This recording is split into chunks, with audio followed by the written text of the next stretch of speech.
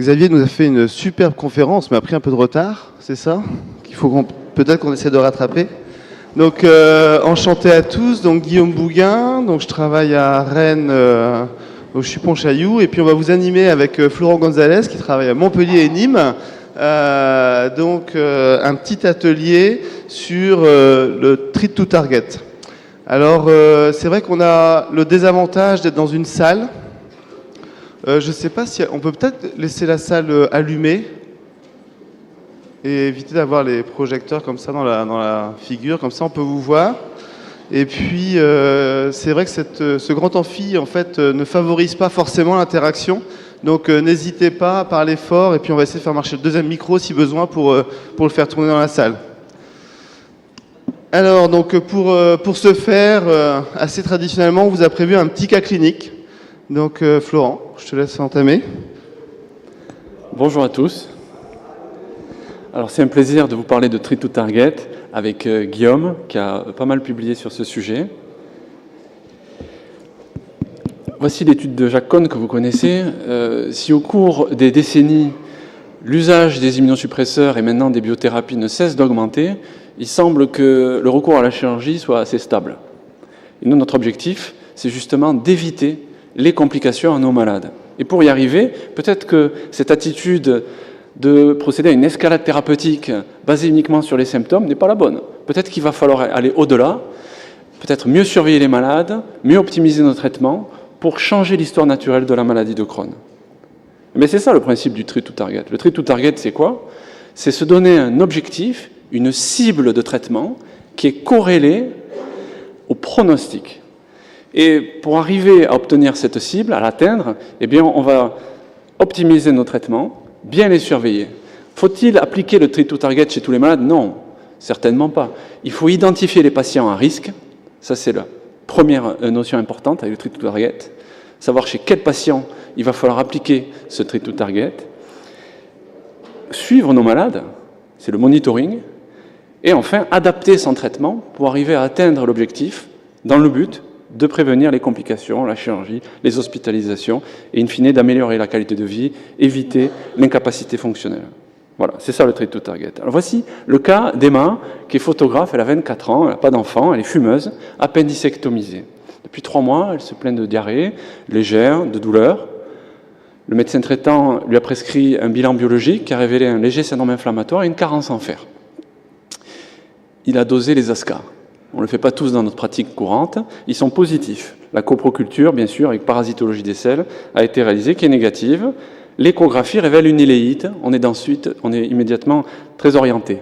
Et la coloscopie révèle une maladie de Crohn typique, une forme iléale, courte, non sténosante, avec des ulcérations superficielles qui atteignent 20% de la surface bucqueuse. Les biopsies réalisées montrent des microgranulomes, une inflammation chronique, bref. Il s'agit bien d'une maladie de Crohn iléale, débutante, peu sévère.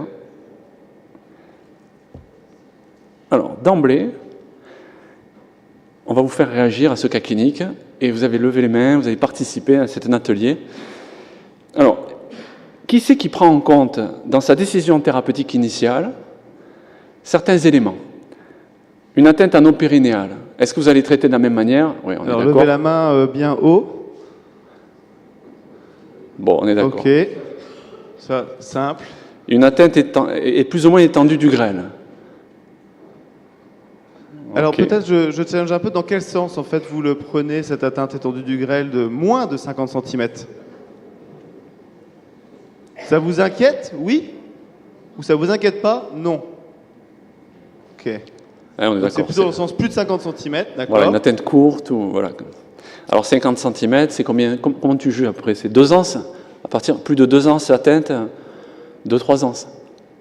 Alors moi, pour mesurer, comment tu fais, Guillaume?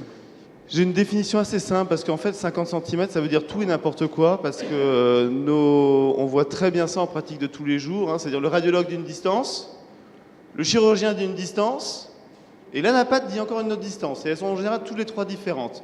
Donc nous ce qui nous intéresse en fait c'est la distance, on va dire entre guillemets a priori et j'ai pour la bonne, enfin moi la définition que j'utilise dans ma pratique c'est une atteinte du grêle que spontanément je n'aurais pas tendance à opérer. Je pense que c'est un élément assez... Donc oui, en effet, c'est souvent 2 anses intestinales, 2-3 anses intestinales. On se dit, oula, ça commence à faire long, je vais peut-être pas le laisser moisir en fait de côté. Ok. Voilà. Alors, l'atteinte colique. Le côlon droit, est-ce que ça va changer votre attitude thérapeutique? Pas trop. Le Pas côlon trop. droit, ça les intéresse pas. Le rectum, Le rectum, ça change quelque chose? Ouais, un tiers. pas beaucoup plus. Hein. Alors, le tabac, Ok. ça joue ou Le pas? tabac. Ouais, donc peut-être plus agressif quand les gens fument. Alors, je me permets de poser une question subsidiaire. Est-ce que le fait qu'un patient fume va modifier votre décision thérapeutique? Alors, vous dites que ça prend en considération, mais finalement, vous ne le prenez pas en considération. Puisque c'est bien là qu'on est. Hein. La question, elle n'est pas anodine, elle est de se dire, en fait, finalement, quels vont être les facteurs qu'on prend en compte pour prendre un choix thérapeutique. Donc, c'est des éléments importants. Et c'est vrai, le tabagisme, on y croit tous, et en même temps, on a du mal à y croire. Ouais. Hein? Alors, Est-ce qu'on va mettre un immunosuppresseur, une va les faire biothérapie, arrêter. parce qu'il y a du tabac? Voilà. Ouais. En post-opératoire, c'est la même chose. Ouais, et donc, forcément, vous allez dire à vos patients, arrêtez de fumer. Et vous savez à peu près la proportion de patients qui arrêtent de fumer en pratique? C'est entre 10 et 30%. Ça dépend des équipes, si elles sont très bonnes ou très mauvaises dans la prise en charge du tabac. Donc, c'est pas non plus... faut pas espérer que le patient spontanément arrête de fumer. OK? L'hérédité de maladie de Crohn, ça joue ou pas? On se dit Non, qu'il y a une part ça- génétique peut-être qui... Ça motive pas trop. Ouais, pas vraiment. Alors, quel traitement proposer à Emma devant cette première poussée inaugurale peu sévère de maladie de Crohn iléale? Le budesonide? Ouais, Ok. tout le monde quoi. Le tabac? On arrête, on essaie. On essaie. La mésalazine. Qui c'est qui va prescrire la mésalazine? La mésalazine? Un peu moins de Ouais, succès pas que le beaucoup. budesonide. Pas beaucoup. Alors, il y a 1 ou 2 personnes dans la salle, mais quand on voit le taux de prescription de mésalazine dans la maladie Ouais. de Crohn, on se dit que Il y a des menteurs. peut-être qu'en ouais, en fait, les gens le font. Bon, OK. On est tous un peu menteurs. La Le médecin est un prénisolone bel hypocrite. ou la prénisone? Prénisolone, La corticothérapie corticothérapie directe là ou pas? systémique, personne. Peut-être pas d'emblée. L'azatioprine. Personne. Elle fume quand même, hein? Tu vois, donc on rejoint ça. Elle Bon. fume, ouais. Et un anti-TNF? Encore moins. Peut-être pas. Alors, tout l'enjeu, ça va être d'identifier les patients qui sont à risque et ceux qui ne le sont pas. Quand vous voyez les résultats de la cohorte Ipsen, à gauche, vous voyez qu'une fois sur 2, la maladie de Crohn, elle commence par une poussée assez sévère, mais qui va évoluer favorablement avec des petites poussées par la suite. Donc, si on se base sur l'idée où elle me fait une belle poussée, il va falloir traiter d'emblée avec un traitement de fond solide, un immunosuppresseur, une biothérapie, c'est peut-être surtraiter un malade sur 2, sur la simple base de l'histoire naturelle. Une poussée sévère et ensuite beaucoup plus cool pour la suite, d'après l'étude Ipsen. Alors, est-ce que tous les patients vont évoluer défavorablement? Non. Ça, c'est le graphe de droite qui vous montre que, en gros, il y a un malade sur 2 qui va évoluer vers la sténose, vers la fistule et l'abcès. Mais à l'inverse, il y a quand même un patient sur 2 qui va rester avec une forme inflammatoire non compliquée. Donc on risque de surtraiter encore une fois nos malades. Donc comment identifier ceux chez qui il va falloir être plus agressif très vite, voire d'emblée? C'est tout le concept du treat to target. C'est essayer de modifier l'histoire naturelle de la maladie. Ce graphe, vous le connaissez par cœur. Si on se base sur les simples symptômes, on voit qu'il y a des poussées entrecoupées de périodes de rémission. Mais entre ces poussées entrecoupées de périodes de rémission, s'installent des lésions digestives, des lésions de la paroi digestive. La sténose qui petit à petit va apparaître, fibreuse, des trous qui se font, les fistules. Et donc l'objectif, c'est d'éviter ça. Et pour éviter ça, il faut traiter suffisamment tôt, parce que si on attend trop, les lésions sont déjà installées. Et on ne pourra pas obtenir une restitution de la paroi digestive. Et je pense que, si on peut juste revenir, ce qui est vraiment, en fait, je crois, le concept fondamental, et les deux diapositives sont à mettre en fait en parallèle. C'est-à-dire qu'on a vraiment, en fait, et c'est notre problème dans tous les jours, alors on ne peut pas toujours les résoudre, on va voir, et c'est aussi l'importance de surveiller qu'on verra après, c'est que ce graphique, en fait, qu'on a vu et revu, il est un peu faux, parce que, en fait, c'est pas tous les patients qui ont cette évolution défavorable vers une chirurgie. Hein, on l'a vu, globalement, Ibsen, c'est les symptômes, et la cohorte, en fait, donc, américaine, en fait, c'est les complications objectives, sténose, fistule. Et on voit que les deux, en fait, finalement, sont assez proches. C'est un patient sur deux qui va se compliquer, d'accord?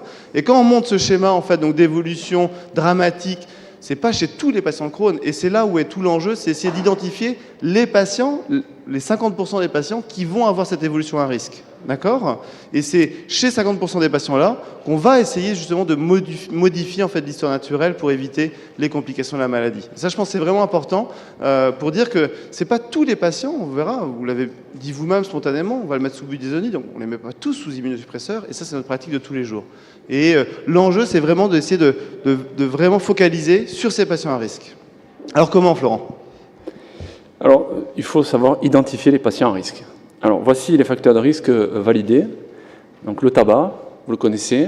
Alors, c'est un effet on-off dans la maladie de Crohn, contrairement à d'autres maladies, par exemple la spondylarthrite ankylosante, on sait qu'elle est corrélée au BASDAI. Non, dans la maladie de Crohn, c'est on fume ou on fume pas. Hein. C'est dès la première cigarette, l'effet néfaste. L'âge jeune au diagnostic, c'est assez vague, mais on sait que les formes pédiatriques sont de mauvais pronostics. Dans certaines études, ça va jusqu'à 40 ans. La localisation de la maladie. L'atteinte étendue du grêle, on en parlait tout à l'heure, c'est de mauvais pronostic. L'atteinte jéjunale ou duodénale, pas des petites érosions, des ulcérations, hein. Elle est de mauvais pronostic. L'atteinte rectale, bien sûr, parce qu'on sait qu'elle est corrélée au risque de voir apparaître des fistules. Et puis les lésions anopérinéales, bien sûr. Alors l'utilisation précoce des corticoïdes, ça c'est un peu plus discuté, parce que c'est tellement fréquent de mettre une corticothérapie pour une poussée de maladie de Crohn. Les ulcères profonds, il n'y a pas un gros rationnel, mais c'est du bon sens de penser que si on a des ulcérations qui creusent, on est plus à risque de faire des sténoses et des maladies pénétrantes. La sérologie, alors il y a des choses qu'on peut utiliser en pratique, les ASCA, oui, ça a une valeur, on l'avait dosé chez Emma. Et puis les gènes. Alors les gènes, personne ne le fait en pratique, mais lorsqu'il y a plusieurs cas de maladie de Crohn dans la famille, on se dit qu'il y a probablement des gènes qui se baladent, notamment le NOD2. Les sérologies, c'est vrai que c'est très américain, les sérologies. Hein. Ceux qui développent ce concept, hein, où on est passé de la sérologie diagnostique à la sérologie pronostique, bon, il y a une étude chez l'enfant, donc c'est pas encore très bien validé. Et polymorphisme génétique, pourquoi pas? Moi, ça me plaît, je trouve que c'est assez séduisant. Mais en plus, là où aujourd'hui on a des méthodes de séquençage au débit de l'ADN, donc on peut screener un nombre de gènes incalculable, mais peut-être que ça c'est viendra, encore de l'avenir. C'est de l'avenir. Ça viendra peut-être. Hein. Ça viendra, j'en suis sûr. Alors, au-delà des facteurs de risque pris isolément, il faut bien sûr pondérer la valeur de ces facteurs de risque et les additionner. Si on revient sur les facteurs de risque, il y en a plus ou moins solides. Si vous avez une atteinte fistulisante anopérinéale, ça vaut pour probablement 2 facteurs de risque. À l'inverse, juste le tabac avec tout le reste qui est dans le verre. Voyez, donc ces facteurs de risque s'additionnent pour stratifier le risque et ils ont une valeur plus ou moins importante, bien naturellement. Alors, quand on a un seul facteur de risque et que ce n'est pas les fistules, à mon avis, le risque est plus faible. Quand les facteurs se rajoutent, il va falloir aller plus vite. En fait, tu prends l'exemple des fistules, mais j'ai envie déjà de te dire que c'est trop tard. Tu as déjà une maladie compliquée, donc c'est pas un facteur de risque, c'est une maladie qui est compliquée. Donc on est dans autre chose. Finalement, on gère la complication. Oui, tout à fait, tout à fait. Alors, faible risque évolutif. C'est le cas chez Emma. Hein, on n'a pas d'atteinte anopérinéale, c'est juste qu'elle fume. L'objectif, c'est de passer le cap, pour ne pas surtraiter le malade sur 2, qui va en fait évoluer favorablement après une poussée un peu plus floride initiale. Donc, on essaie de voir si on a une atteinte courte. Il n'y a pas de forme sténosante, pas de forme pénétrante. Le patient est plus âgé, passé la quarantaine, il ne fume pas. On voit qu'on a des facteurs qui sont plutôt au beau fixe. Bien là, on va surtout ne pas surtraiter. On va tenter juste une corticothérapie ou un peu de budesonide pour passer un cap. Le traitement est presque symptomatique. On éteint la poussée et on laisse voir, on attend. On ne donne pas un traitement de fond nécessairement. On se laisse un peu de temps pour ne pas surtraiter ce malade sur 2 qui n'aurait pas nécessité ce traitement d'emblée. Alors, le risque, en gros, à partir du moment où on a un risque modéré élevé, c'est-à-dire on a au moins un facteur de risque, on va faire un step-up c'est-à-dire une démarche progressive, mais accélérée. C'est-à-dire qu'on va avoir envie de surveiller de très près le malade, et si on n'a pas atteint l'objectif, eh bien on va monter. Si d'emblée on a des facteurs de risque, vraiment de mauvais pronostics, plusieurs facteurs de risque, là c'est chez ces malades-là qu'on va avoir tendance à utiliser le fameux top-down, c'est-à-dire on tape fort et ensuite on lève le pied. On veut de suite éteindre la maladie, on ne fait pas perdre de temps à notre malade. Vous voyez les deux attitudes. Si on n'a aucun facteur de risque, vraiment c'est le step-up classique, l'escalade thérapeutique progressive, où on se laisse du temps, on ne met même pas de traitement de fond d'emblée.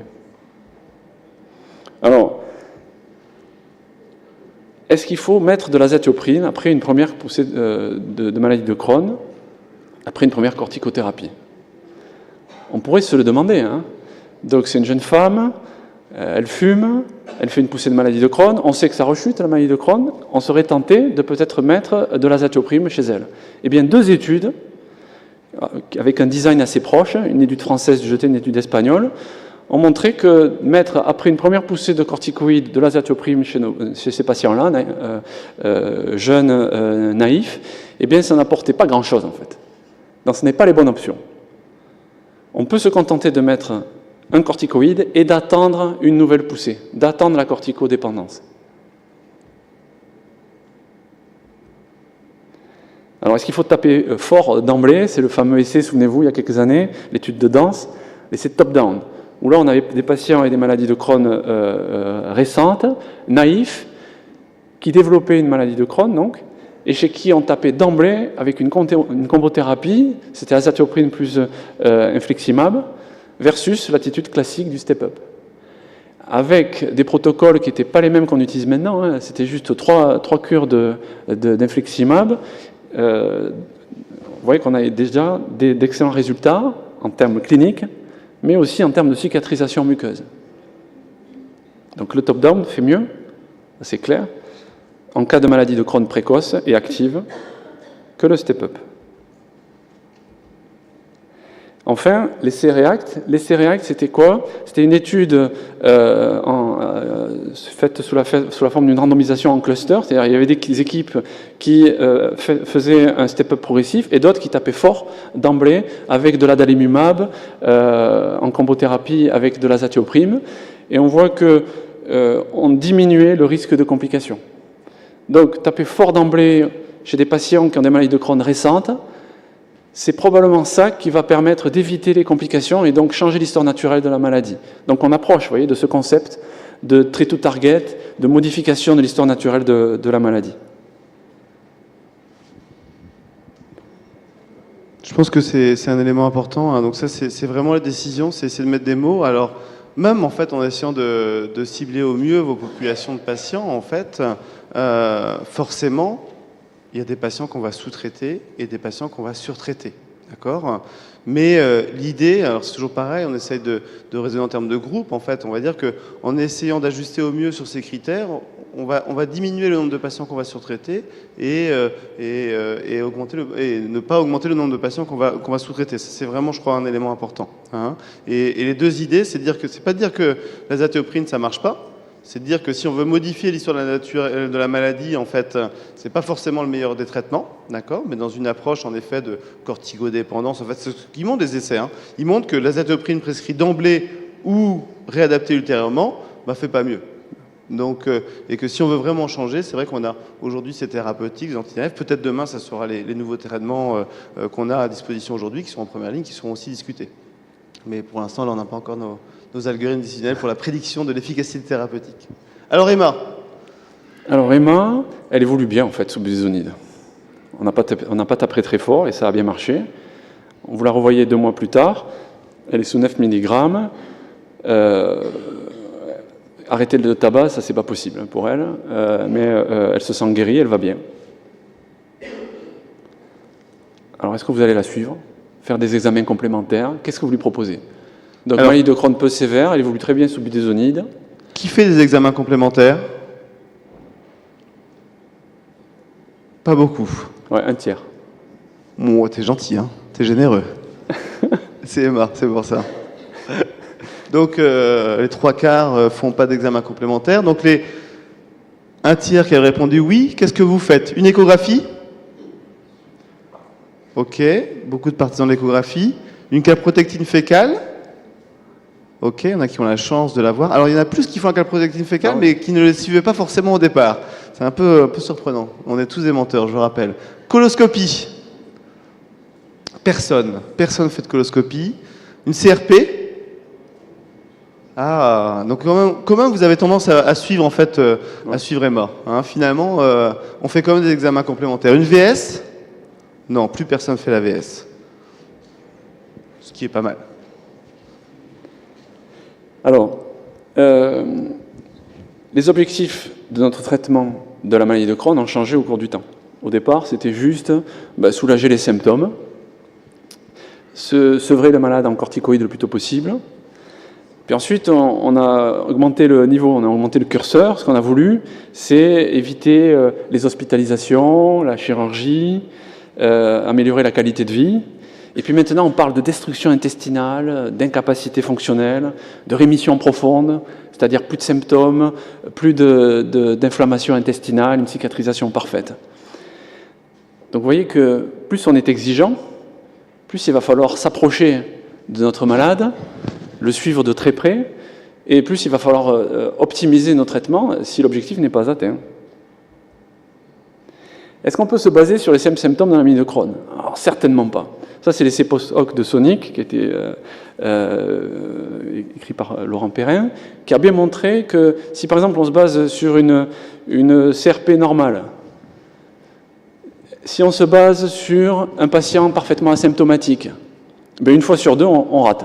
C'est-à-dire qu'une fois sur deux, le malade garde des lésions ulcérées significatives en endoscopie, alors qu'il ne se plaint de rien. À l'inverse, vous avez un patient qui est parfaitement cicatrisé, une fois sur trois, il va conserver des symptômes, ce qu'on appelle les troubles fonctionnels intestinaux, associés à la maladie de Crohn cicatrisée. Donc, se baser sur des symptômes, se baser sur un taux de CRP, c'est rater à peu près un malade sur deux, que ce soit dans un sens comme dans l'autre. C'est pour ça que, petit à petit, s'est imposé un target, c'est-à-dire un objectif de traitement objectif, bien corrélé au pronostic, la cicatrisation muqueuse. Plutôt que de vous faire le listing de toutes les études de la cicatrisation muqueuse dans la maladie de Crohn, corrélée au pronostic, on vous a fait un petit tableau qui les résume. Une bonne cicatrisation, il y a moins de rechutes, moins d'hospitalisation, moins de fistules, moins de complications, moins de chirurgie. Ça ne rechute pas après la chirurgie, il y a moins de recours aux corticoïdes. Enfin bref, la cicatrisation, elle est tout de même très très bien validée désormais. Hein. Qu'est-ce que tu en penses? Est-ce qu'elle est aussi bien validée dans la maladie de Crohn que dans la rectocolite hémorragique, Guillaume? Alors, elle est... Est-ce que c'est ça elle est notre pour l'instant target? partiellement validée. C'est-à-dire, c'est toujours le problème. Hein, c'est-à-dire, c'est des études d'association. Donc, on fait des coloscopies aux gens qui vont bien ou pas bien, et puis on dit, quand ils n'ont plus d'ulcération, finalement, ils évoluent bien. Mais c'est beaucoup d'études rétrospectives. On n'a pas encore, à proprement parler, on verra que on commence à en avoir quelques-unes comme d'études, mais sur la rémission endoscopique, d'études qui ont montré qu'on atteint une rémission endoscopique, donc c'est-à-dire on fait des coloscopies répétées pour atteindre une rémission endoscopique, on aura un meilleur devenir du patient. Donc il y a une étude qui est basée là-dessus, donc vous avez vu REACT, mais REACT avait le biais d'être, c'est une vieille étude un peu qui était basée sur les symptômes, et ils lancent REACT 2, où là c'est vraiment basé sur l'endoscopie. Ça, c'est pour la maladie de Crohn tout venant. Après, j'ai envie de vous poser une question, parce que personne n'a fait une coloscopie. Qui fait une coloscopie 6 à 9 mois après une intervention chirurgicale? Alors, vous ne faites pas du trait to target? Vous n'allez pas recontrôler finalement l'inflammation muqueuse de vos patients et adapter vos traitements en fonction de lésions que vous allez voir en endoscopie? Donc finalement, oui, on en fait. Mais c'est le même principe. C'est-à-dire que vous allez rechercher des petites lésions muqueuses chez des patients asymptomatiques. C'est ça l'intérêt du post-opératoire. D'accord? Vous allez me dire, oui, mais c'est un patient qui est déjà compliqué, qui a été opéré, on va essayer d'optimiser pour pas qu'il fasse de lésions derrière. Mais finalement, si vous le faites chez les patients compliqués, pourquoi pas le faire avant, chez les patients non compliqués, avant qu'ils se compliquent et qu'on ait un recours à la chirurgie. D'accord? Donc, il y a quand même des éléments dans le treat to target, notamment le post-opératoire, où on le fait déjà. Et là, on a des arguments pour dire, quand on est efficace, en fait, donc il y a notamment Poker qui est sorti, c'est-à-dire quand on essaye de traiter les lésions, en fait, donc dans le post-opératoire, quand il présente une récidive à 6 mois, donc on optimise les traitements, On a plus de rémission endoscopique qu'un mur de venir derrière. D'accord? Donc, on le fait quelque part déjà dans certaines situations. On a du mal encore, et je vois que c'est un peu le cas, de le faire dans toutes les situations en fait, d'un patient avec une maladie de Crohn. Et c'est vrai que dans l'étude Poker en post-op, la coloscopie est validée. Les gens qui ont eu leur coloscopie, ils évoluent plus favorablement, il y a moins de rechutes.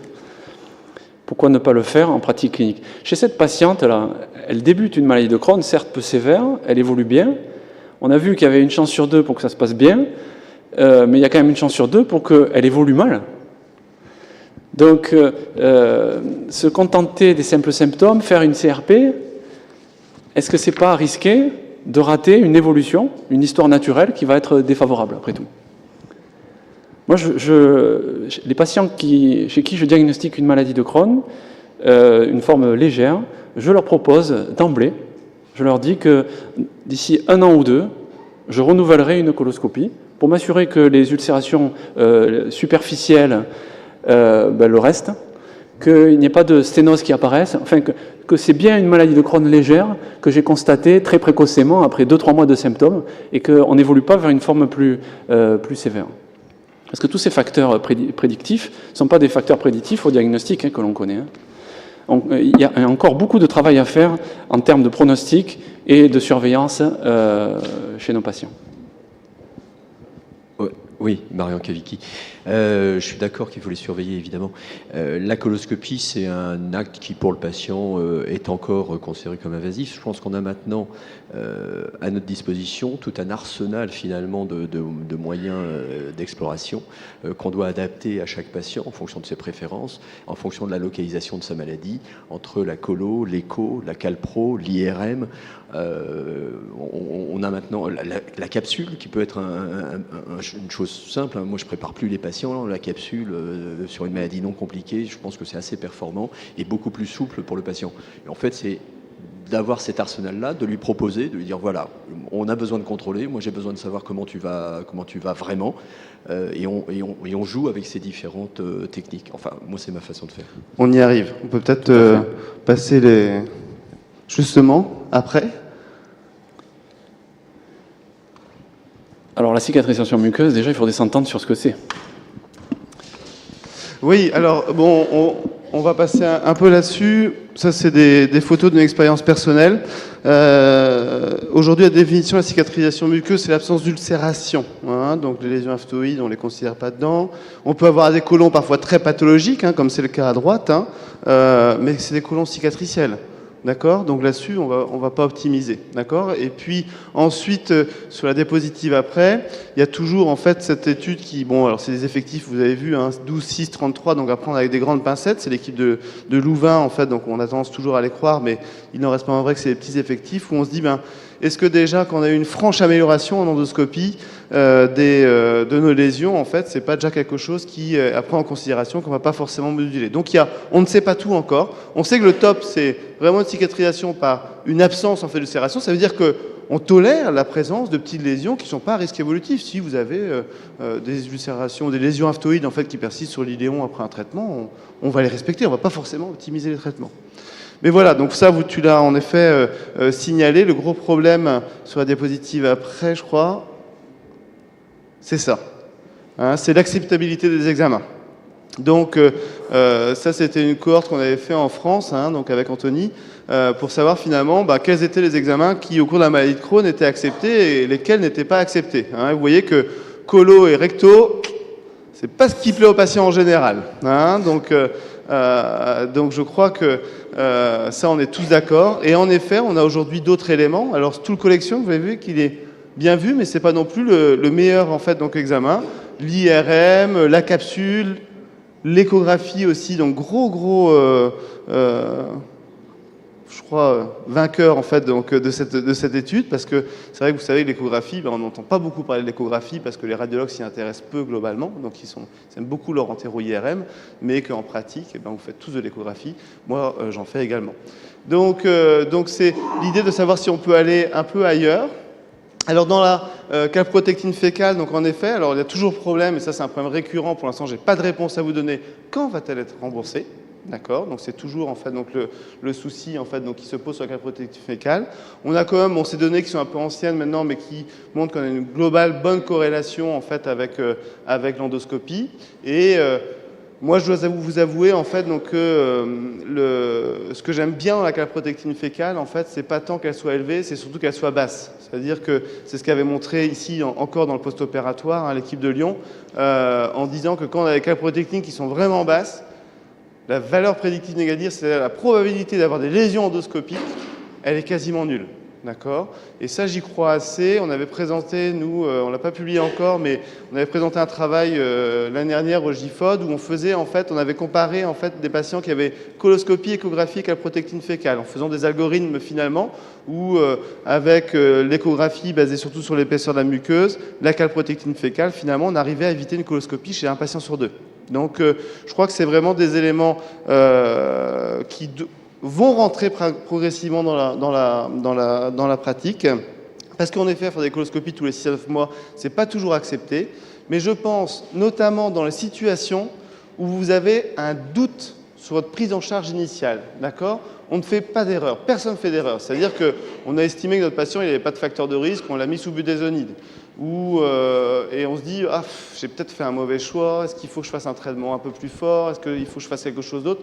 Je pense que ces patients-là, il faut les motiver, et quand on les motive en même temps, en se disant, moi dans ma pratique, je trouve que ça marche bien, écoutez, on va commencer par ça, mais ce qui est important, c'est surtout de vérifier en fait, que les lésions ont cicatrisé, et chez ces patients-là, je trouve que globalement, ils adhèrent assez bien aussi quand même à la stratégie thérapeutique et ils aiment bien en fait, ce sentiment qu'on contrôle en fait, un peu la maladie, les ulcérations, puisque c'est ça notre guide aujourd'hui.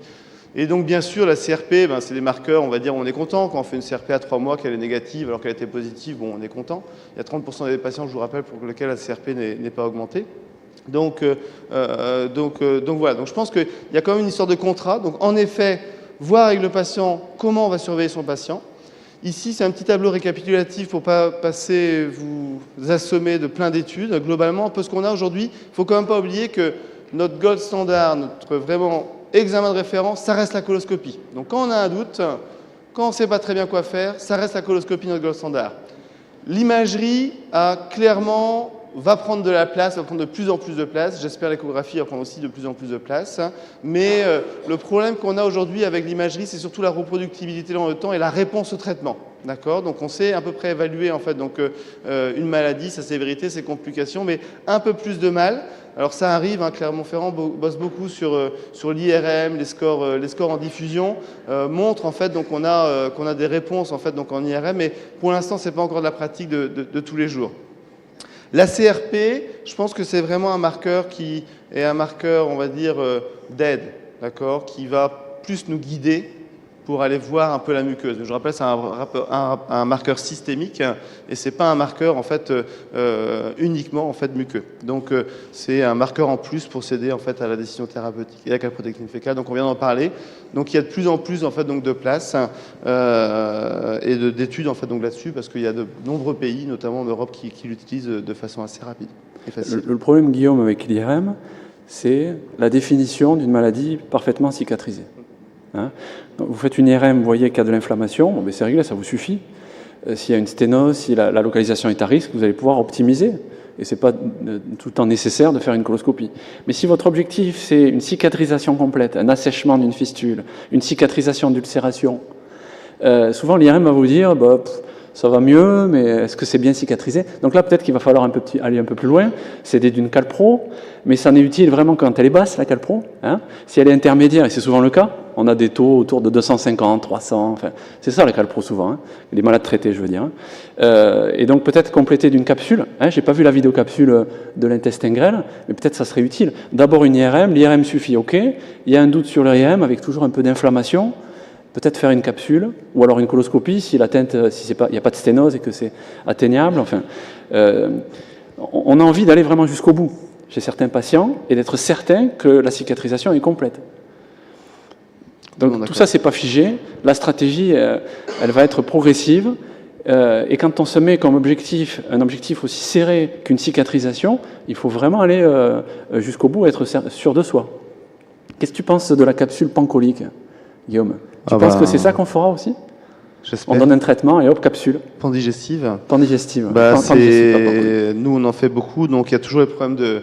Alors, je trouve il y a un élément un peu laborieux. Alors, je sais pas, comme tu nous as parlé de la capsule, si tu fais une patency systématique, c'est comme toujours le problème. Je crois que c'est le seul problème qu'on a, c'est la rétention de la capsule, qui nous fait toujours un peu peur. Donc, c'est vrai, en pratique, parfois, c'est un peu laborieux. Bon, c'est pas si laborieux que ça, hein, mais quand les patients viennent un peu loin, ça. Moi, je leur fais une patency. Alors la seule situation où je leur fais pas patency, c'est quand j'ai déjà fait une IRM avant, où il n'y a pas de sténose. Mais bon, en même temps, si on leur fait plusieurs examens, ça n'a pas beaucoup d'intérêt, je crois. Hein. Donc on leur fait la patency, la SP 24 heures après, on les reconvoque. Donc en effet, maintenant, on fait plus de préparation donc, pour les capsules. Je crois que, alors pour la capsule du grêle, si on fait des capsules pandigestives, forcément qu'il faudra quand même faire une préparation, mais il n'y aura pas l'anesthésie. Puis vous avez sûrement entendu vos patients vous dire « Oh là là, encore une anesthésie, c'est la deuxième en 2 ans, ça me fait un peu peur, j'ai pas trop envie. » Donc voilà, il y a du pour et du contre, mais moi je dois avouer que je suis assez attiré par cette idée de capsule digestive. On a quand même commencé à avoir des études de la capsule colique, hein, qui sont bonnes. En fait, finalement, quand on veut évaluer l'intensité des lésions, finalement, elle est quasiment aussi bonne que la colo. Donc c'est pas mal. Ouais. Donc prometteur. Hein. Prometteur. Alors, Emma revient au galop. Elle n'a pas adhéré à votre stratégie, elle allait bien.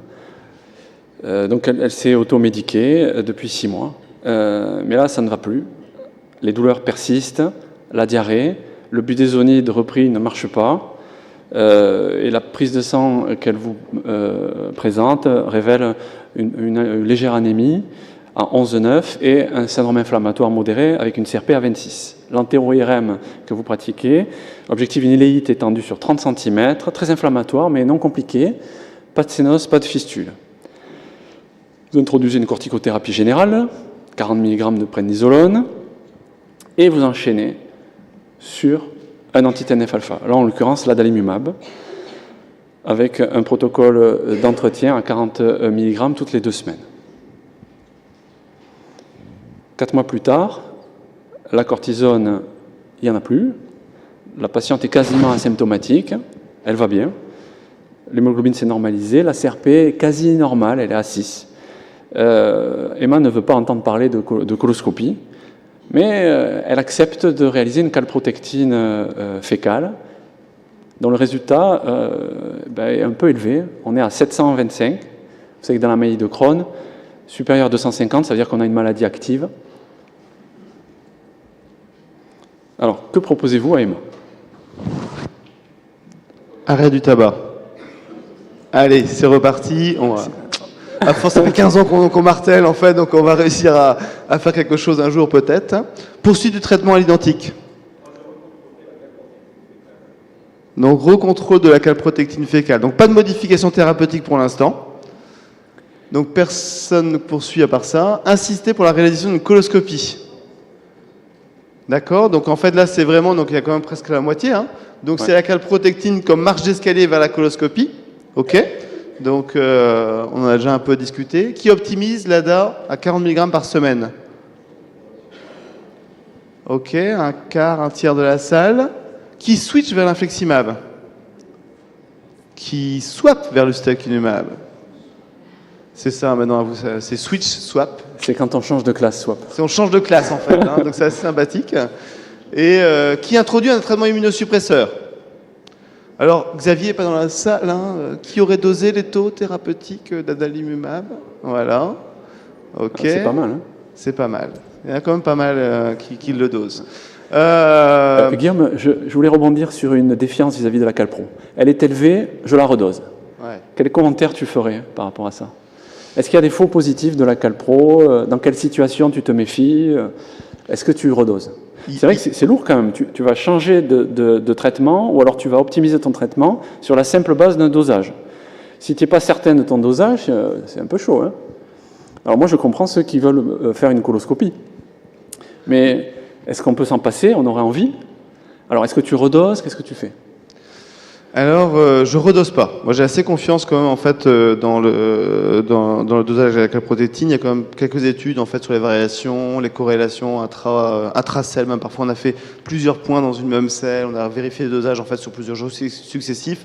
Globalement, ça bouge pas trop. D'accord. Aujourd'hui, les méthodes sont assez standardisées, donc le dosage, voilà, va pas trop varier dans le temps. Le deuxième élément où en effet je peux être un peu embêté, c'est que la calpro, c'est un marqueur du tube digestif en général. C'est-à-dire qu'il fait une infection, la calpro est augmentée. Il a un cancer du côlon, la calpro va être augmentée. C'est pour ça que moi, dans mon idée, j'aime toujours bien l'associer au moins à un marqueur morphologique. Alors, personnellement, si on fait une calpro, je trouve assez logique de faire la marche d'escalier, finalement, la calpro vers la colo, d'accord. Puis en plus, elle n'en veut pas. Donc, elle le dit clairement. Donc, je pense que ça serait peut-être pas aller dans son sens et peut-être qu'elle adhère un peu moins au traitement. Mais par contre, je lui ferai une échographie pour s'assurer que j'ai quand même des stigmates, toujours un peu d'inflammation ou une IRM en fonction de ce que vous voulez, hein, mais pour corréler en fait cette augmentation de la calprotectine à une anomalie en fait morphologique en fait du tube digestif. Il y a un faux positif classique, je ne sais pas si vous connaissez avec la calpro, c'est le rhume. Lorsque vous êtes enrhumé et que vous dosez la calpro, il y a un jetage postérieur des mucosités qui peuvent faire monter la calpro. Donc il ne faut jamais faire une calpro quand on est enrhumé. Est-ce que vous le dites à vos malades, ça? C'est vraiment une cause classique de faux positif. Hein. Ce n'est pas une situation rare. Alors globalement, il y avait beaucoup qui optimisaient quand même le traitement par ADA, éventuellement aider des taux. Alors aider des taux, pourquoi? Pour optimiser ou pour switcher, c'est ça? Ceux qui ont levé la main, éventuellement pour un peu mieux adapter la décision thérapeutique. D'accord. Et la compliance, éventuellement. C'est vrai qu'on a aussi, en effet, des gens qui ne sont pas compliants au traitement, qui vous disent oui, je le prends, mais... Alors Guillaume, parle-nous de ce papier que tu as écrit. Ouais, c'est un papier qui n'est pas terrible. Hein. Honnêtement, hein? Non, l'auteur n'est pas forcément bon, mais c'est rétrospectif, 67 patients. J'ai envie de dire, la seule chose intéressante, c'est que ça avait été fait à l'époque avec Bill Sandborn, en fait, et qui, en fait, j'ai compris son mode de fonctionnement, c'est-à-dire qu'il fait ce qu'il pense chez ses patients, et ensuite il l'analyse. Donc c'est pour ça que finalement la cohorte, elle était quand même assez reproductive, c'est-à-dire que ces 67 patients, clairement, en fait, il leur faisait des colos tous les 6 mois. Et donc, bon, c'est un peu de la palissade, hein, mais et ce qu'il fait, c'est là où il le fait vraiment, c'est-à-dire qu'on a regardé donc les gens qui avaient toujours des lésions muqueuses et savoir si finalement il y avait un intérêt en fait donc d'optimiser ou de modifier les traitements, c'est-à-dire modifier au sens large du terme, c'est-à-dire on optimise, on change de traitement, on rajoute un immunosuppresseur, on fait quelque chose. On a vu des lésions et on fait quelque chose. Et globalement, donc c'est ce qu'on observait, hein, donc c'est que les deux facteurs qui étaient associés à la cicatrisation muqueuse à la fin du suivi, en fait, c'était d'avoir fait des coloscopies, d'accord? Donc, il le fait toujours pareil, des gens qui n'adhèrent pas à la stratégie, hein, et quand on avait des lésions lors de ces coloscopies, qu'on modifiait le traitement, c'est ce qu'on obtenait, on avait plus de cicatrisation muqueuse, d'accord? Et c'est là où on voit finalement que le taux de cicatrisation muqueuse, il n'est pas, c'est pas 30% qu'on voit dans les études. Finalement, quand on est dynamique en fait avec nos patients, qu'on remodule en fait donc les traitements, c'est, on arrive à 70-80% de cicatrisation muqueuse. Donc c'est pas un objectif qui est inatteignable, d'accord? C'est pas quelque chose qu'on ne peut pas atteindre, d'accord? Mais je pense, et c'est un peu la dynamique qu'on a eue sur les questions sur calpro, endoscopie. Ce qui est certain, c'est que quand vous faites un examen, la cible, c'est bien la cible muqueuse, et si vous le faites, c'est pour moduler les traitements derrière. Sinon, vous allez passer pour des zigotos auprès des patients. Il me dit, ouais, je fais des examens, je vois des CRP augmenter tout le temps, mes calpros sont augmentés, mais il ne fait rien. D'accord? À ce moment-là, autant rien faire. Ça coûterait moins cher à la sécurité sociale. Ou aux patients, si c'est la calpro. Donc, plus on fait de colos, et plus on arrive à cicatriser nos malades. Hein, c'est la conclusion. Alors, c'est assez, je fais un petit parallèle rapide. On a une donnée qu'on comprend, enfin qu'on comprend plus ou moins. On a du mal à l'analyser, mais donc à Rennes, vous savez, on a une grosse cohorte avec Laurent Ciprodis de LAP, et dans tous les éléments qu'on recherche les cicatrisations, sur les ulcérations, les fistules, il y a un truc qu'on ne fait pas sortir fréquemment parce qu'on a du mal à le regarder, mais c'est quand les patients sont suivis, ils cicatrisent plus que les patients qui ne sont pas suivis. D'accord ? Donc, ce qu'on n'arrive pas là, parce que parfois il y a des suivis, hein, les patients qui ont des fissures, on les voit parfois de façon extrêmement fréquente, mais c'est parce que je pense que ce qu'on n'a pas mis encore en évidence, c'est que quand on les voit, on module les traitements. On change nos attitudes thérapeutiques, on fait en fait donc des modifications thérapeutiques derrière. D'accord ? Là, on ne fait pas de colo parce qu'on le voit à l'œil, c'est simple. D'accord ? Mais c'est parce qu'on est actif en fait chez ces patients et qu'on change en fait notre traitement. Okay. Alors, les séquelles. ça, c'est une étude importante parce que c'est l'essai Treat to Target dans la maladie de Crohn qui est positif. Alors, c'était des patients qui avaient des maladies de Crohn récentes, traités par corticoïdes. Il y avait un protocole de sevrage rapide. Les malades étaient randomisés en 2 groupes. Le groupe classique, on se base sur les symptômes pour optimiser progressivement le traitement. Et un groupe Treat to Target, où on se base sur les symptômes, mais surtout sur des marqueurs corrélés au pronostic, tels que la CRP et surtout la calprotectine. Et on voit que dans cet essai, c'est la calprotectine fécale supérieure à 250 qui, la plupart du temps, conduisait à une optimisation de traitement. Donc on traitait au-delà des simples symptômes. Donc 2 groupes avec un suivi. Le protocole de traitement, c'était l'adalimumab, et puis ensuite la double dose d'adalimumab, 40 mg toutes les semaines, et puis ensuite on a rajouté un immunosuppresseur. Alors ce qui était original dans cette étude, c'est que quand les malades allaient bien, il y avait une décroissance, une désescalade du traitement qui était possible. Alors, le critère principal de jugement a été atteint dans cette étude. C'était une rémission des patients avec une cicatrisation des lésions les plus importantes en endoscopie. Il y avait moins de poussées lorsqu'on était dans le treat to target. C'est normal, hein, on les surveillait de plus près et on les optimisait de suite. Mais encore plus intéressant, on diminuait le taux d'hospitalisation. Alors on n'a pas encore les données sur le risque de complications, probablement à 2 ans, mais déjà on diminue le taux d'hospitalisation. Et tout ça, on pourrait se dire, tout de même, on prescrit beaucoup d'anti-TNF-alpha fort, on optimise beaucoup les malades, on rajoute des immunosuppresseurs, ça doit coûter très cher. Et en fait, il y avait des données médico-économiques qui montrent que, comme on diminue vraiment le taux d'hospitalisation, mais on fait des économies de santé, et le bras Treat to Target était un peu plus coûteux que le bras classique, mais en fait, guère plus. Hein. Vous voyez, on est à 600 € de différence sur un an d'études, ce qui n'est pas énorme. Non, c'est pas énorme qu'on regarde les qualis. Alors bon, après, je crois que les études médico-économiques, c'est toujours difficile parce qu'il y a plein de choses aussi qu'on ne prend pas en cause, l'absentéisme au travail, la productivité au travail, enfin tous ces éléments-là.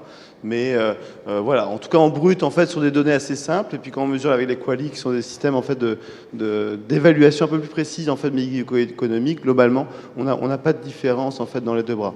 Je crois que je l'ai pas mis.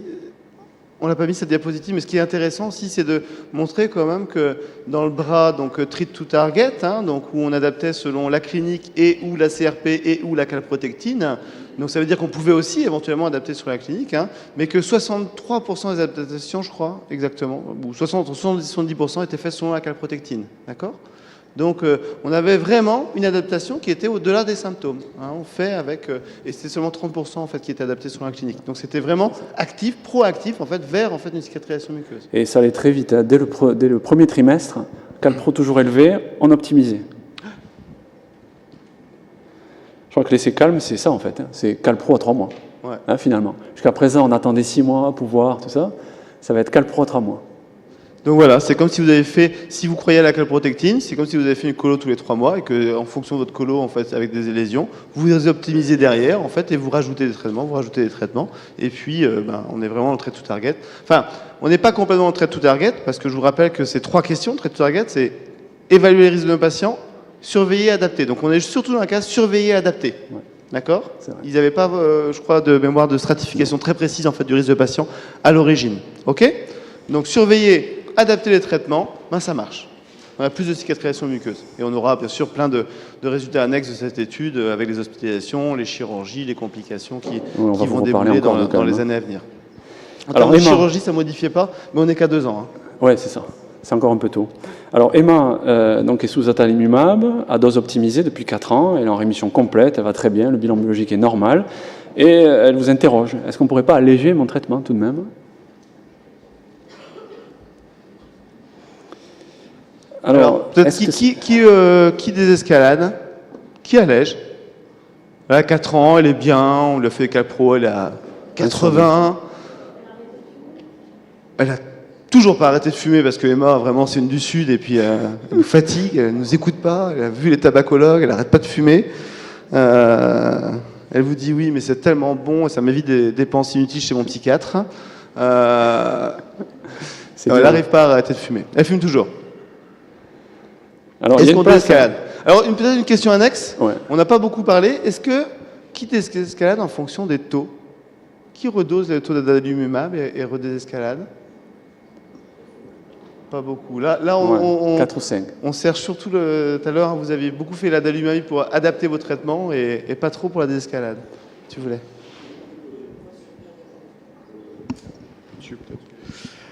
Juste te poser une question, là, tu me dis qu'elle est en rémission depuis 4 ans. Oui. Qu'est-ce que tu as fait pendant 4 ans pour dire qu'elle était en rémission? Tu l'as optimisée, elle va très bien. Qu'est-ce que tu as fait pendant 4 ans? Tu lui as dit bonjour ou tu as fait autre chose? En fait, on l'a surveillée par CRP et Calpro, elle refusait la colo. Hein. Donc, on est resté très non évasif. Un peu d'imagerie de temps en temps, une petite échographie? Alors, pour ma part, hein, les patients qui ont la maladie de Crohn, je leur fais systématiquement une écho en consultation. On voit hyper bien. C'est très très rare qu'on voit des choses supplémentaires en fait quand on fait des IRM. Alors dans les formes étendues, si. Parce qu'on perd l'anse, dès que ça dépasse 2 anses, on la voit plus bien en échographie. Mais lorsqu'on sait qu'on a simplement une anse, on peut très bien la surveiller en échographie, mais vraiment bien. Bon, notre idée de la désescalade, en tout cas, n'a pas beaucoup séduit. Hein. Ouais, Donc alors, on traite, on continue. Alors il y a une quoi. place à la désescalade. Ça me rappelle les débats qu'il y avait sur les IPP où nos maîtres nous disaient non, il est bien sous IPP double dose, on laisse sa vie sous des IPP double dose. Alors, Il est bien ça... sous 40 mg toutes les semaines, on la laisse sous 40 mg toutes les semaines. Ouais, ça marche. Ça se défend, hein. Ça se défend. Alors, ce concept, il existe. Hein. Dans ce papier, c'était une étude de cohorte chez 720 patients de vraie vie, hein, qui étaient traités par adalimumab. En fait, une désescalade chez les patients en rémission, c'est possible 2 fois sur 3 à peu près. Hein. Alors, la question, c'est chez qui? Et ça, c'est les cétaxites qui nous le suggèrent avec les fameux dosages. Alors là, on est avec l'infliximab. Le début de l'essai-taxique, avant la randomisation, c'était une phase d'optimisation. Et on s'apercevait que certains patients qui étaient en rémission étaient surdosés. Et quand on se fixe la fourchette classique 3 à 7 d'infliximab émis, mais on s'apercevait qu'il y avait à peu près 25% des patients qui étaient surdosés. Et donc, ils commençaient par diminuer les posologies de ces malades-là. Et en fait, ça se passe très bien. Donc, un patient qui est en rémission complète, qui est un peu surdosé, on peut diminuer. Donc ça suggère qu'on peut probablement, une fois qu'on a passé l'orage de l'inflammation, après 6 mois, 1 an, 4 ans, je ne sais pas, hein, il y a peut-être une place à la désescalade. Dans Calme, c'était prévu dans le protocole. Et ça c'est très très original. À peu près 25% des malades pouvaient être désescaladés. Donc on avait tapé très fort, certes. Très vite, on était monté en grade. À 3 mois, une calpro un peu élevée. Allez hop, on passait à double dose d'adalimumab. 3 mois plus tard, la calpro était encore élevée. On rajoutait l'imurel. C'est assez lourd. Hein. Mais dès qu'ils allaient bien, on rediminuait. On repassait à 40 mg toutes les 2 semaines. Et parfois même, on pouvait arrêter l'imurel. Juste pour aider un peu, en fait, ça c'était à la semaine 38, hein, c'est les cases orange et jaune. Donc c'est les patients qu'on avait optimisés, d'accord, et qu'on a repassé en fait à 40 mg tous les 2 semaines, soit qu'ils étaient en association ou pas avec l'azotoprine. Donc vous voyez, 18 plus 15%, ce qui n'est pas négligeable quand même. Hein. Donc ça c'est très original, hein, puis c'est une étude prospective. Donc vous voyez, c'est un petit peu compliqué là, ce graphe. En gros, très vite, un malade sur 2 était optimisé dans le bras Treat to Target, mais 1 sur 4 était désescaladé assez vite. Voilà. Donc 50% des patients qu'on avait optimisés, finalement, on les avait remis à 40 mg tous les 2 semaines. Donc c'est un changement complet de concept. On tape très vite, mais après on diminue aussi. Alors il faut surveiller. On désescalade, mais il faut se méfier. Peut-être que la maladie va revenir, va reprendre le dessus. Donc il faut les surveiller. Et ça, c'est ce papier que vous connaissez bien. On sait que la CRP, et surtout la calpro, remonte 3 à 6 mois avant la rechute clinique de maladie de Crohn. Donc probablement, chez nos malades qui veulent qu'on lève le pied dans leur traitement, on leur dit OK, mais on encadre cette désescalade d'une surveillance très stricte en faisant des CRP et des calpro tous les 3 mois. Et on dit aux malades, attention, dès que la calpro, la CRP augmente même un peu, ben venez tout de suite me voir, et on confirme la rechute de maladie d'une manière ou d'une autre, pour ensuite reprendre très vite le traitement afin d'éviter la rechute clinique de la maladie. Et ça, c'est quelque chose que l'on peut faire. Moi, je le fais dans ma pratique déjà, et ça marche. Honnêtement, ça marche. Par contre, c'est 3 mois, pas plus. Hein. Quand le malade vient vous voir, Macalpro réaugmente, le temps d'organiser un examen pour confirmer la rechute, une IRM, une colo, une rectosig, etc. Souvent, les premiers signes commencent un petit peu à réapparaître, et donc on reprend un traitement, et c'est vrai que c'est facile de traiter une maladie de Crohn toute débutante. Généralement, c'est avec beaucoup de succès. Hein. Donc c'est possible, ça. Hein. Il n'y a pas d'études encore prospectives de réintroduction de traitement après une désescalade, mais je pense qu'on le fait tous dans notre pratique, on l'a fait chez certains patients. Un patient qui veut absolument arrêter, il faut l'entendre, il faut encadrer tout ça, et ça peut très bien se passer. Est-ce que vous le faites dans votre pratique? Qui désescalade? Ouais, presque tout le monde l'a déjà fait. Et qui surveille de très près ces malades par des calpros tous les 3 mois comme proposé? Pas trop. Qui c'est qui refait une coloscopie, je sais pas, par exemple 6 mois après, comme dans la rechute post-opératoire? Ouais, à 25%. Qui se base simplement sur la clinique? On verra bien. Ouais, quand même. 2 ou 3. Toi, Guillaume, qu'est-ce que tu fais dans ta pratique? Un malade qui dit, bon voilà, j'ai envie de lever le pied, d'arrêter, Alors, je crois qu'il y a 2 discours. Il y a la désescalade et il y a l'arrêt. Je pense que c'est vraiment 2 situations qui sont complètement différentes. La désescalade, alors donc, de toute manière, moi je surveille donc par, je fais comme tout le monde, des calpros, des CRP, des échographies assez facilement. La désescalade, je mets des taux. En fait, pour moi, et encore je modifie un peu mon comportement, mais parce qu'on est en train d'analyser un peu notre cohorte, mais je mets des taux pour la désescalade, d'accord ? On a regardé par exemple sur la cohorte en fait qu'on a d'infliximab, qu'est-ce qui se passe quand on désescalade selon les taux versus la clinique. Et globalement, on ne fait pas beaucoup mieux. La seule différence, c'est le taux après désescalade. Donc ça veut dire que quand vous désescaladez, est-ce que vous pouvez prédire le taux d'infliximab post-désescalade?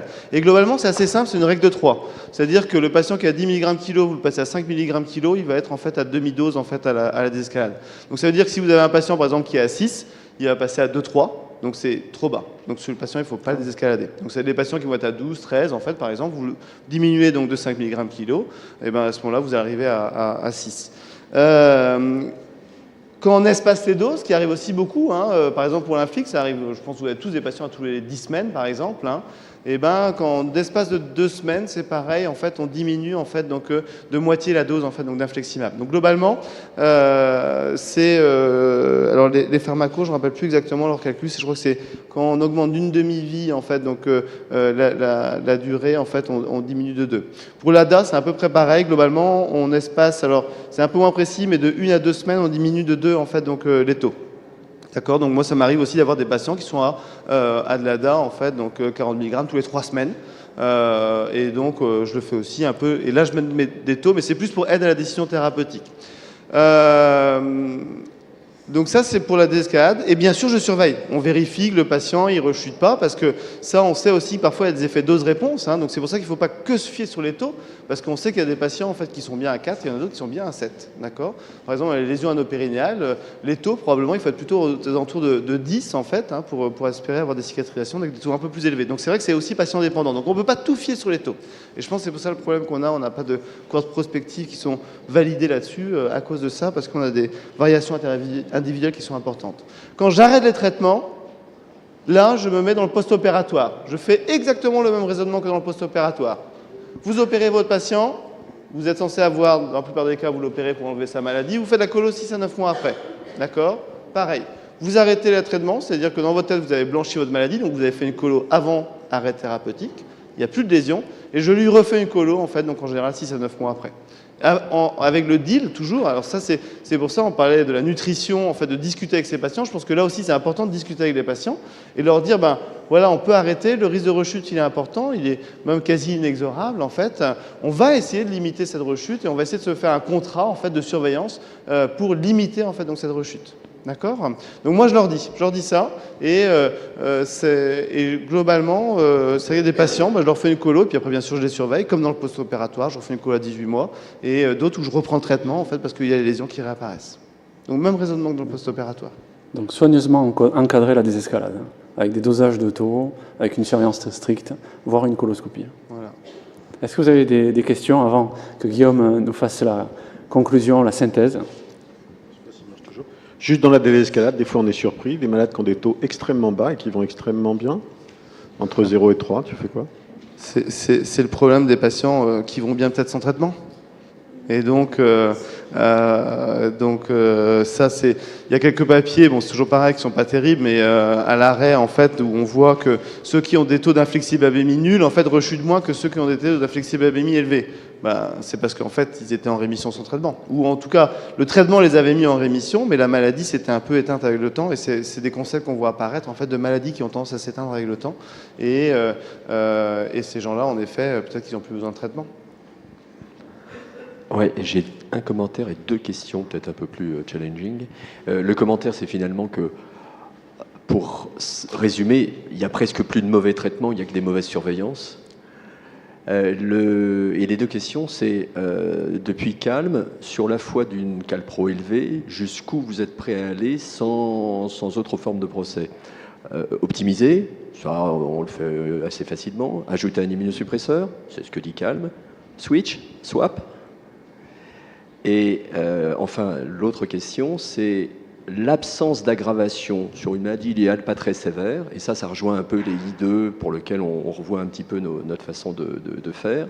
Une maladie idéale peu sévère, mais qui n'est pas cicatrisée, mais qui ne s'est pas aggravée en 2 ans, par exemple. Vous considérez que c'est de la cicatrisation. Enfin, est-ce que vous considérez que ça mérite une adaptation thérapeutique? On n'est plus dans la cicatrisation muqueuse, on est dans autre chose. Alors c'est toujours pareil, hein. Est-ce que ça vaut le coup? Et le treat to target, c'est pas adressé à tous les malades, hein. On a commencé par ça, hein. On a commencé à vous montrer, avec Guillaume, comment identifier les patients qui sont de mauvais pronostics. Je ne pense pas que des patients qui ont des lésions très légères, il faille s'acharner à obtenir une cicatrisation parfaite et à introduire des combothérapies, etc. C'est clairement pas ça notre propos, hein. Par contre, chez les patients qui sont à mauvais pronostic, la réponse est clairement oui, c'est ça qu'il faut faire. Alors, il y a plusieurs questions qui se posent. Est-ce que c'est une cicatrisation parfaite ou pas? Guillaume vous a présenté une étude qui a montré, qui semble suggérer du moins, qu'une nette amélioration des lésions semble suffisante. Donc, notre objectif de cicatrisation parfaite dans la maladie de Crohn, il n'est pas bien validé, hein. Ce qu'on veut, c'est vraiment faire disparaître les lésions sévères. Est-ce que bien les améliorer n'est pas suffisant? Sans doute. Donc, notre target, Guillaume, c'est quoi exactement? Alors, moi, je suis tout à fait d'accord. C'est surveiller. En fait, on les surveillait déjà. C'est pas dire qu'on les surveillait pas avant, c'est qu'on les surveillait peut-être sur les mauvais critères cliniques. Et là, je crois qu'aujourd'hui, il faut vraiment que vous soyez convaincus que c'est des mauvais critères. Ça vous fera même peut-être surtraiter des patients. Moi, j'ai un exemple il y a un mois où il y a un patient, on l'adresse pour mettre dans un essai clinique. Il avait un CDAI à 400 ou plus encore. Donc voilà, tout va dedans. On lui fait la colo, il n'a pas une lésion. D'accord? Donc ça va vraiment dans les 2 sens. Donc surveiller les patients, oui. Alors un petit bémol sur ton commentaire.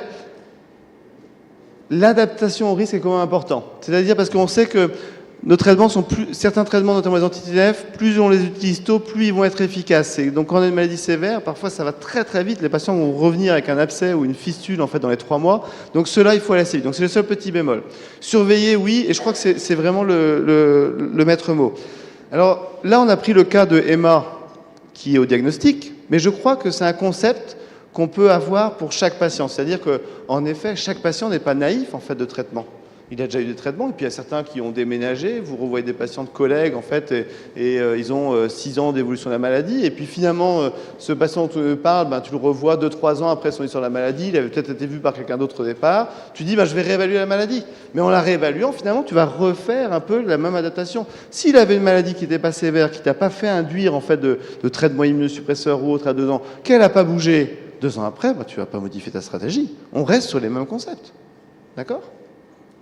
On reste donc sur ces facteurs de risque. Donc, c'est le fait de ne pas avoir mis de traitement immunosuppresseur, c'est qu'on ne jugeait pas la maladie à risque de complications. Et si elle n'a pas bougé, pareil, on ne va pas modifier. Le problème, c'est le I2 léger. Le patient, il a déjà été opéré. Il a un risque. Et puis sur le contrôle coloscopique, il a des ulcérations superficielles. I2, logiquement, on le traite. Hein. Il est déjà sous eh ben, on le pousse, on adapte.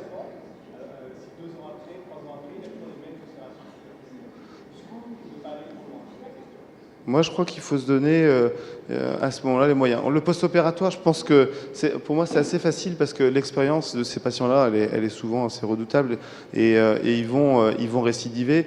Et alors que peut-être quand on voit des patients comme ça, 4 ans, mais on voit des patients qui ont été opérés, réopérés. À chaque fois, ils avaient des petites lésions au départ, hein, des petites lésions pas sévères, mais qui vont se réintensifier.